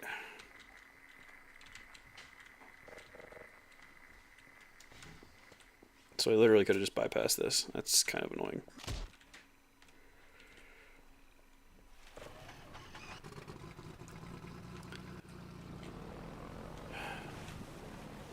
And the other thing with that too is like, I don't presume to think that I am so much better than, so much more advanced than. It's like, no, I've got plenty of my own things to work through in my own life. I struggle and hesitate to talk about certain things because I know that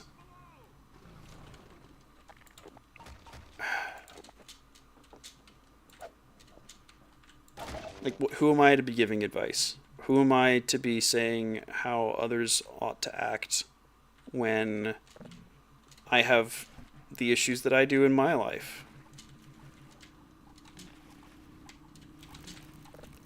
But I've lived that way for long enough. And what I've kind of come to the conclusion is, like,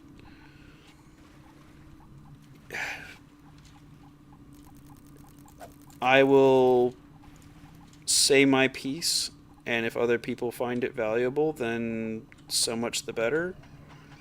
And if they don't, then they don't have to listen to me. And my best hope is that I can maybe save some people some grief by talking through some things that they've been struggling with, and give them some thoughts, some ideas of how to handle that, how to go through that. Oh, do I have to, like, can I just get out this way? There we go. Calling it like I see it while I lay here bleeding. Yep.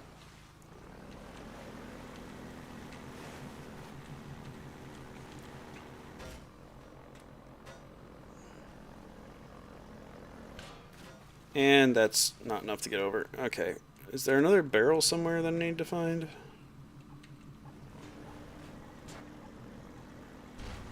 I didn't think there was. I thought it was just the two. Maybe I just need to get good. Yeah, I'll look for one more barrel before I try it again. It's not in here, is it? There is a barrel.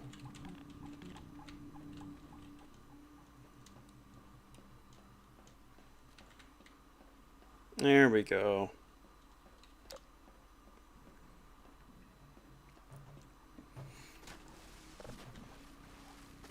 Because, like, at the end of the day, what if I look around and I see so many other problems in the world, and like I don't have much power to change many of them, maybe I can at least help a few people to make their lives a little bit better. as I try to make my own better, as I try to hold myself accountable and ask other people to hold me accountable. That's kind of where I'm at with it, at least. I don't know if that's right or if that's good. That there might be, it might very well be the case that I ought to just hold my tongue and not be talking about things beyond my ken.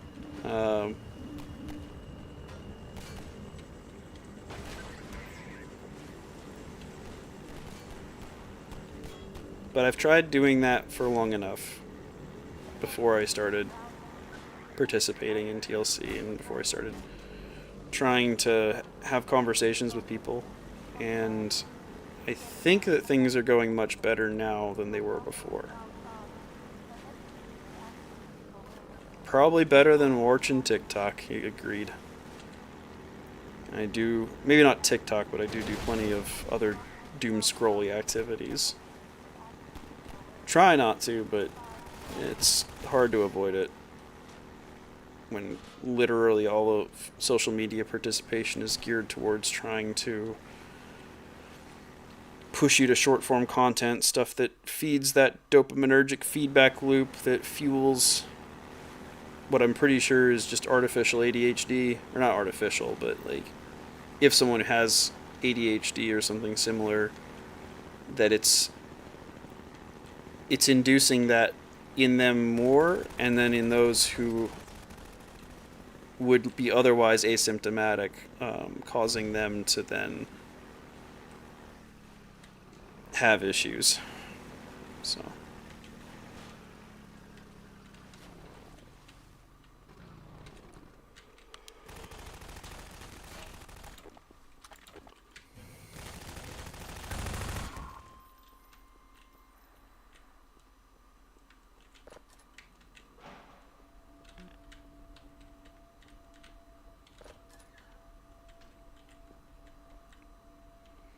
I feel like we're going to see these more in the future. Oh, hello.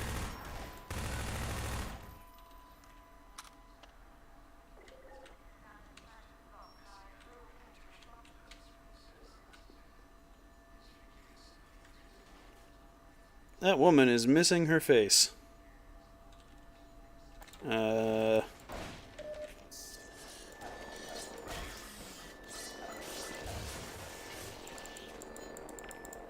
Oh, that's not what I wanted to do. Well, sorry, lady, you now have fragments of metal in your body. Hopefully you can forgive me.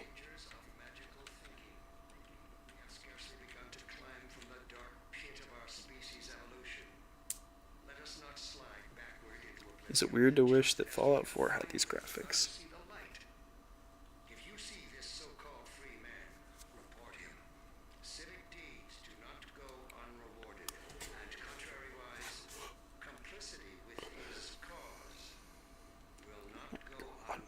But what is my cause? I just got thrown into some stuff. I don't know what's going on.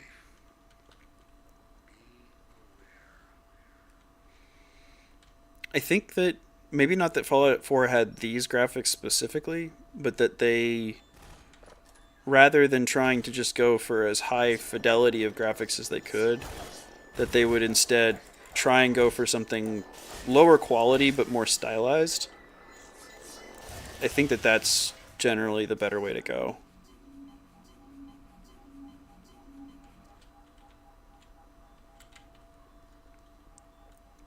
I mean, I'll go back to him for a second. Talking about magical thinking in particular was interesting. Although I don't know if he's gonna... Is he gonna loop again? No. That's been another thing that's been, like, pecking at the way at the back of my mind, is this notion of, like, the shit talking that people do towards magical thinking. And the more I think about it, the more I'm pretty sure that that's just the way that most people think. That they don't really have... okay, 5 for grenade. Oh, piss off. Oh my goodness. That the way that people think about most things is not in scientific terms, and even scientists, I don't think really have that same as. Are you kidding me? I thought I had grenades. Well, hopefully that kills him. Nope, it didn't, but we can just take him out that way. Do we just keep rolling, or?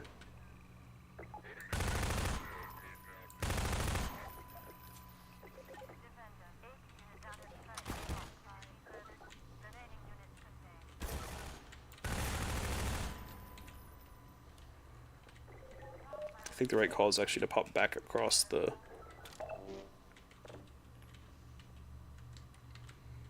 I probably could use grenades more. No, I want to switch to grenades, thank you. Should probably stay on pistol for default. Oh, and that is broken. But what if we just... Geronimo! Well, now all of China knows that I'm here.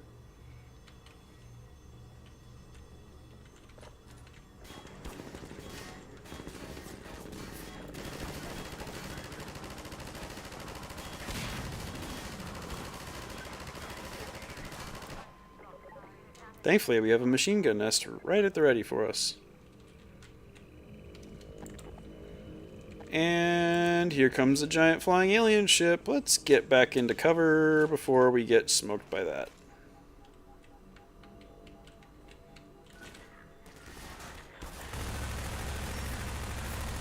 I thought I killed the first one, that's why I switched targets.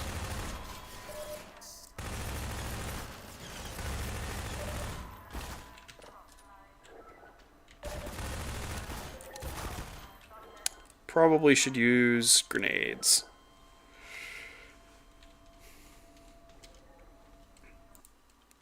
Let's try that again.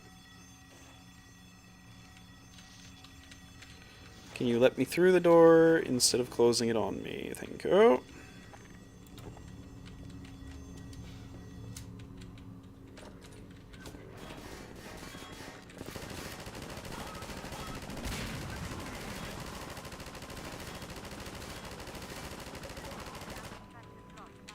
There we go.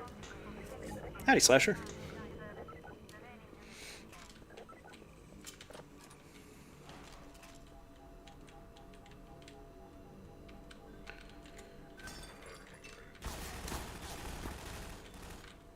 But yeah, the frustration that I have is, as far as magical thinking goes, is like if you don't actually know how cause and effects are connected to each other, like that's how you kind of figure things out from the start.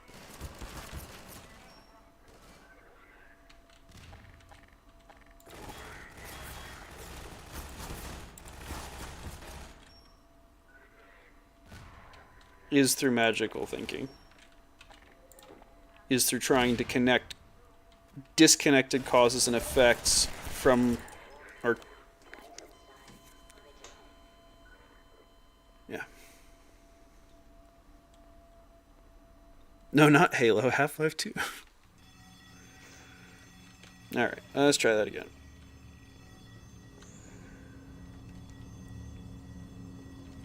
So we're good for this part, because we just come up on the machine gun nest, and we take out that little guy, and then we massacre these guys. No big deal.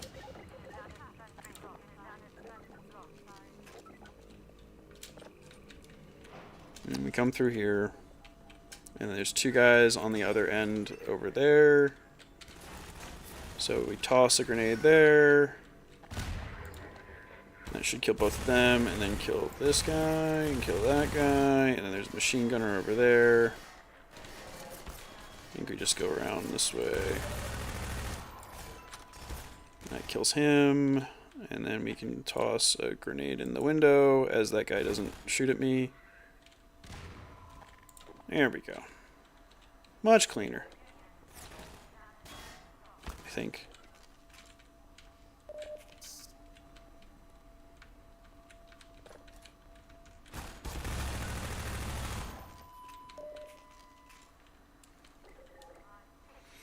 Gork, code me up Half-Life 2 Fallout crossover and call it Fallout 5. I think that the issue there is going to be the copyright stuff more than the actual coding part of it.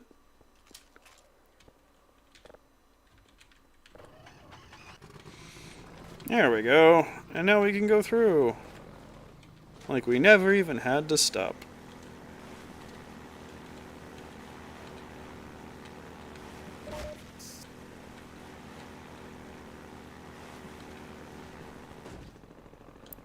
That was...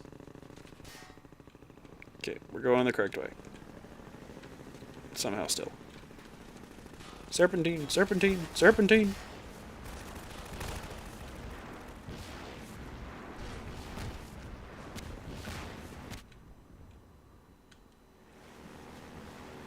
Like the engine better? I mean, Source is just a good, clean engine generally. And it's got so much history behind it, so many people making crazy Gary's Mod things that others have spent so much time playing around on that, like, it's a special game. Or it's a special engine that has had a lot of games produced on it.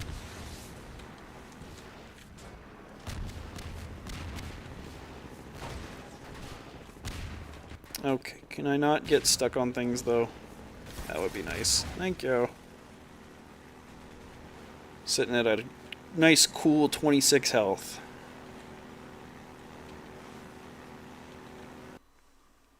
Yeah, Fallout 4's graphics are quote-unquote better in terms of polygon count, but again, I think the thing that a lot of developers are hopefully realizing is that it's a lot less about polygon count and it's a lot more about style. If you can have a game with a good cohesive style, you can have literal pixel art and it'll be more compelling as a game than if you were able to actually render something as though it were a Hollywood movie CGI level of fidelity. That's not actually what makes a game good or not. And they're closing the doors on us. Jerks.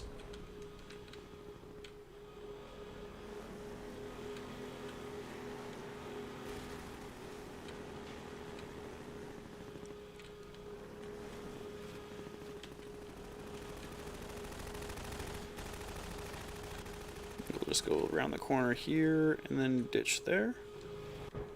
Seems like a good enough spot.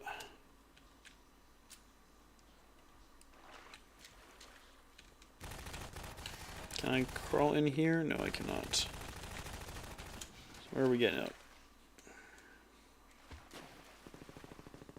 Over here?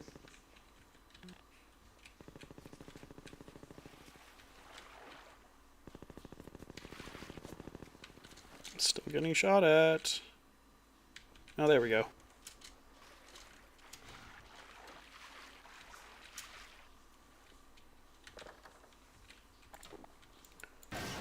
This feels more real life than Fallout.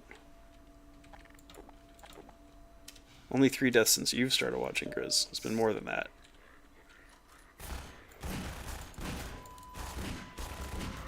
Deagle!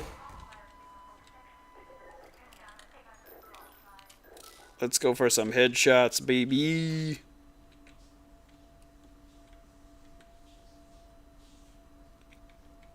I said hi to Slash.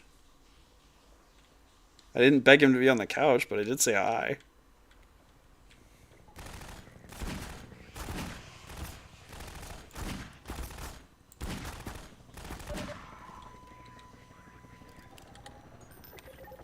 Oh, I'll die 3 times getting through this section. Okay.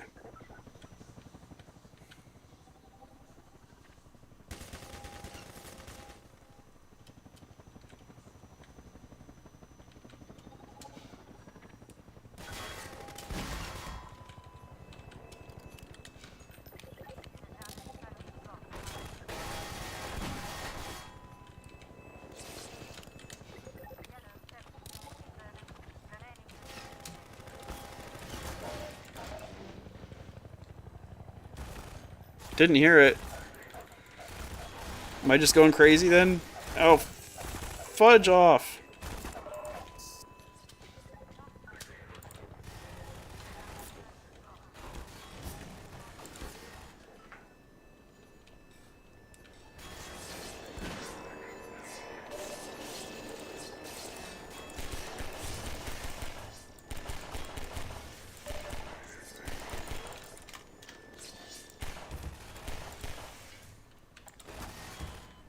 Well, there's one. Ugh.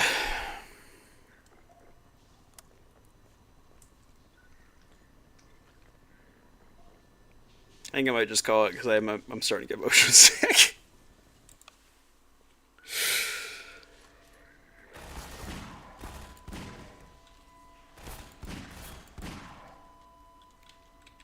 Oh man.